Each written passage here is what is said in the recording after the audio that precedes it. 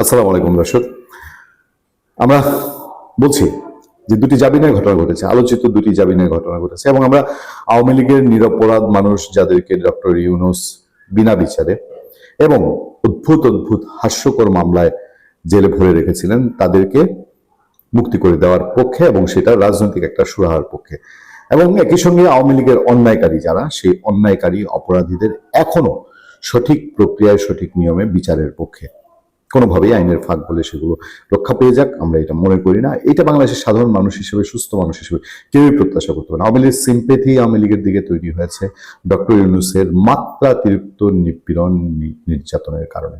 তার মানে এই নয় যে অপরাধীরা ছাড় পেয়ে যাক। যে যুক্তিতে আমরা বলি যে পুলিশ হত্যার বিচার হওয়া প্রয়োজন, সেই যুক্তিতে আমরা বলি আওয়ামী লীগের সত্যিকার অর্থে খুনি, দাগী, ব্যাংক লুটেরা, শেয়ার মার্কেট লুটেরা এবং অপশাসনকারী যেই ফিগারগুলো রয়েছে সেগুলো আইনের আওতায় আনা উচিত।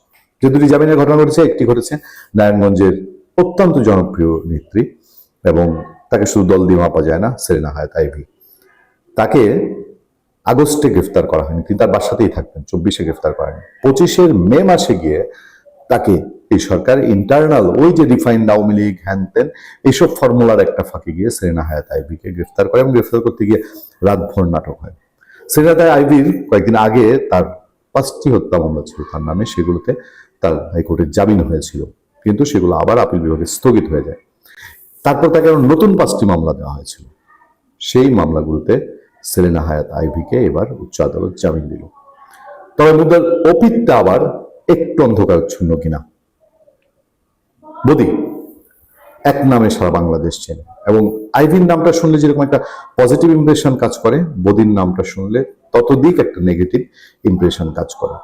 বদি আওয়ামী লীগ করতো, বদি আওয়ামী লীগের দুবারের এমপি ছিল, বদি কি করেছে না করেছে, 5 আগস্টে তার ভূমিকা কি ছিল, এইসবের আগেও কিভাবে যেন বদির নামটা আসলেই বাংলাদেশে ইয়াবার নাম চলে আসে, কিভাবে যেন বদির নামটা আসলেই তার পরিবারের যেসব সদস্য ব্ল্যাক লিস্টেড, এবং এই বদি দুর্নীতির অভিযোগে আওয়ামী লীগ সরকার দিয়েই অভিযুক্ত এবং সাজাপ্রাপ্ত, যে কারণে সে আর সংসদ সদস্য ইলেকশন করতে পারেনি। তার স্ত্রীকে পরে আওয়ামী লীগ নমিনেশন দিত, মানে প্যাট্রোনাইজ করেই গেছে এই পরিবারকে।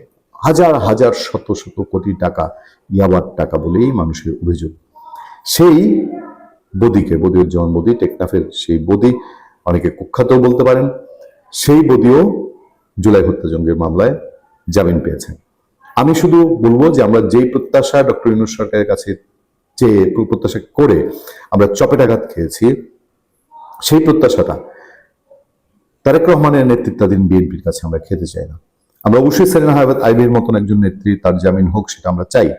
আবার বদির মতন একজন সারা বাংলাদেশের চিহ্নিত মানুষ, সে এত সহজে পার পেয়ে যাবেন, এটা আবার একটু অতি প্রত্যাশার বিষয় না? বা এই জায়গাগুলোতে আমি বলছি, আমরা সবসময় বলে আসছি যে একটা কমিশন, একটা বিচার বিভাগীয় তদন্ত, এবং সেটা হতে পারে দরকার হলে দুর্নীতি দমন কমিশনই। দুর্নীতি দমন কমিশন যদি প্রপার অ্যাক্ট করে, তাহলে আওয়ামী লীগের বহু অপরাধী সত্যিকার জালে পড়বে, দুর্নীতি দমন কমিশনকে যদি নিয়ন্ত্রণ করা না হয়।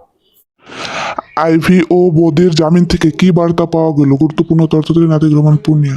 যে একরোখা আচরণ শুরু করেছিল আইনকে আইনের মতো চলতে না দিয়ে, সেই জায়গা থেকে আওয়ামী লীগের সঙ্গে এটা সমঝোতা বলেন। আওয়ামী লীগের লোকজন ভোট দিয়েছে, বিএনপি চেয়ে আওয়ামী লীগের ভোট নিয়েছে, সেটা যেমন সত্যি, এবং একটা ইন্টারনাল সমঝোতায় সেই বাংলাদেশ বিরোধী শক্তি বা বাংলাদেশের স্বাধীনতা বিরোধী শক্তি, অথবা জুলাইয়ের মেটিকুলাস ডিজাইনের পার্ট যে শক্তি, তাদের মাথা খারাপ হয়ে গেছে এই আইনের শাসন, আইনের প্রতি চলার কারণে।